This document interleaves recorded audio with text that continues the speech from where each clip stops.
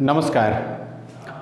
लेकर आए हैं सिंटेक्स, जो हिंदी व्याकरण के लिए बड़ी ही मस्ट है। सिंटेक्स का मतलब होता है वाक्य विचार। इसमें हम आपको बताएंगे अर्थ के आधार पर वाक्य के कितने भेद होते हैं और उसकी पहचान कैसे करते हैं, उसमें कैसे क्वेश्चन पूछे जाते हैं। तो इस तरह के कंसेप्ट आप नहीं जानते हैं तो ये वीडियो आपके लिए है। इस वीडियो को पूरा देखना है। यदि आप इस तरह के कंसेप्ट जानते हैं फिर भी इस वीडियो को देखिए, ताकि आपके बहुत तरह के कंसेप्ट इसमें क्लियर होने वाला है। तो चलिए वीडियो शुरू करते हैं। यहाँ पे देखिए, वाक्य के भेद जो है दो तरीके से किए जाते हैं, रचना के आधार पर, एक अर्थ के आधार पर। तो रचना के आधार पर हमने वीडियो दिया है, लिंक वीडियो के डिस्क्रिप्शन है, उसको देख लीजिएगा। इसके पहले मैंने प्रत्यय पर, समास पर, उपसर्ग पर, संज्ञा, विशेषण, है ना, विलोम, पर्यायवाची, बहुत तरह के कंसेप्ट दिया है जो बहुत आपके काम का है और जो आपके काफ़ी एग्जाम में पूछे जाने वाला टॉपिक में वीडियो बनाया हूँ। सब देखिए, बड़े मज़ा आएगा, एकदम सीखेंगे तो काफ़ी मज़ा आएगा। वीडियो को आप उसको देख लीजिएगा। तो हम अब बताएंगे अर्थ के आधार पर वाक्य के भेद कितने होते हैं। तो अर्थ के आधार पर वाक्य के 8 भेद होते हैं। पहला होता है विधिवाचक वाक्य।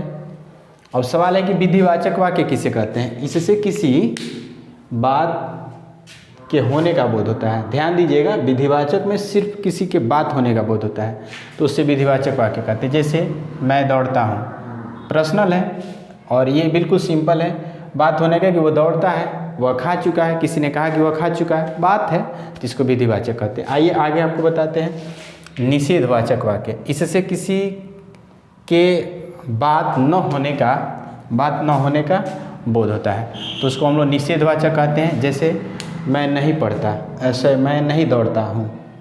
तो निषेध का मतलब होता है नहीं होना चाहिए उसमें। मतलब जैसे मैं खाता हूँ तो ये तो आपका हो जाएगा विधिवाचक में, लेकिन यदि मैं नहीं खाता हूँ तो वो निषेध में। निषेध मतलब मना करना, यानी कि न होना, मैंने नहीं उसमें शब्द रहता है। तो ये नहीं जब शब्द कहीं दिखाई दे दे तो समझिए वह निषेधवाचक है। अगला है प्रश्नवाचक। प्रश्नवाचक बिल्कुल सिंपल है, जिससे प्रश्न किए जाते हैं, प्रश्नवाचक होता है। जैसे वह क्या खा रहा है ना, और वह क्या कर रहा है, तुम कहाँ जा रहे हो, ऐसे प्रश्न किए जाते हैं, तो वो सब के सब प्रश्नवाचक। आइए आपको बताते हैं आज्ञावाचक। आज्ञावाचक वाक्य क्या होता है। इससे आदेश, आज्ञा या आदेश, आज्ञा आदि का बोध होता है, तो उसको हम लोग बोलते हैं आज्ञावाचक। जिससे आदेश दिया जाए, आज्ञा दिया जाए, उसको हम लोग बोलते हैं आदेशवाचक वाक्य। जैसे झूठ मत बोलो, किसी ने आदेश दिया कि झूठ मत बोलो, और बेसिकली आदेश नहीं बल्कि आज्ञा होगा। किसी ने कहा आज्ञा दिया है कि आपको झूठ नहीं बोलना है, ठीक है ना। तो ऐसे वाक्य में जो आदेश, जैसे मत दौड़ो, मत खेलो, मत जाओ, है ना, मत कूदो, ऐसे सवाल जो आते हैं वो सब के सब आज्ञावाचक वाक्य में आते हैं। आइए आपको बताते हैं इच्छावाचक। इच्छा का मतलब है जिसमें आदमी अपनी इच्छा व्यक्त करता है, उसको इच्छावाचक वाक्य कहते हैं। क्या कुछ लिखा गया है, इससे किसी की इच्छा या शुभ कामना का बोध होता है। नहीं कहते हैं ईश्वर आपको हमेशा सुखी रखें, स्वस्थ रखें, मस्त रखें, जहाँ रहें आप स्वस्थ रहें, हंसते रहें, मुस्कुराते रहें।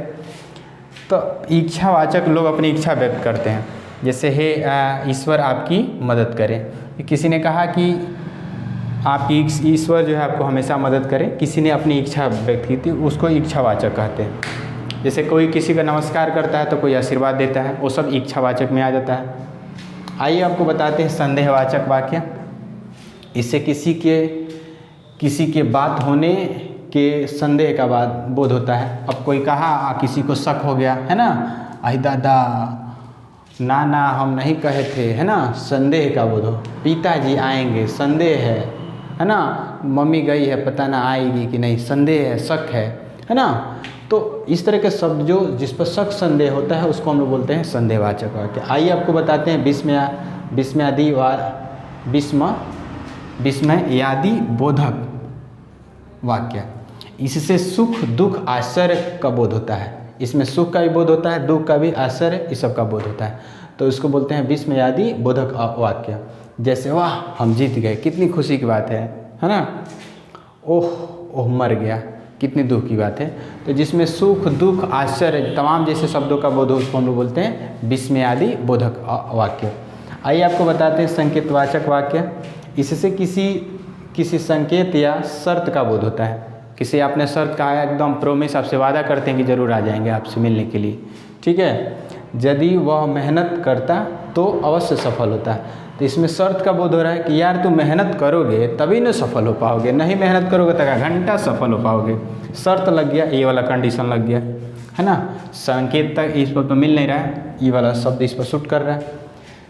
यदि वह मेहनत करता है तो अवश्य सफल होता है, तो ये शर्त है, तभी जाकर वो मिलेगा। तो इस तरह के जो भी हम देखते हैं इसको हम लोग बोलते हैं संकेतवाचक वाक्य। मुझे लगता है कि इस तरह के कंसेप्ट बिल्कुल समझ में आ गया होगा। फिर भी किसी तरह के डाउट, प्रश्न, कोई तरह के क्वेरी हो तो आप निसंकोच इस तरह के जो है कमेंट करके बताइएगा। चैनल पर पहली बार है सब्सक्राइब कर लीजिएगा, इसे वीडियो हम लेकर आते रहते हैं एकदम बिल्कुल धांसू शानदार सटीक, बिल्कुल आपकी भाषा में जो आप प्रश्न जिस तरह से पूछते हैं, और बिल्कुल मस्ट है ये टॉपिक, बिल्कुल पूछे जाने वाले टॉपिक मैं लेकर आते रहता हूँ जो आपके काम के हैं। तो बहुत तरह के वीडियो मैंने दिया है, लिंक सबका है, देख लीजिएगा। और वीडियो ज़्यादा से ज़्यादा उन बच्चों को शेयर करिए जिसकी ज़रूरत है इस वीडियो को अंत तक देखने।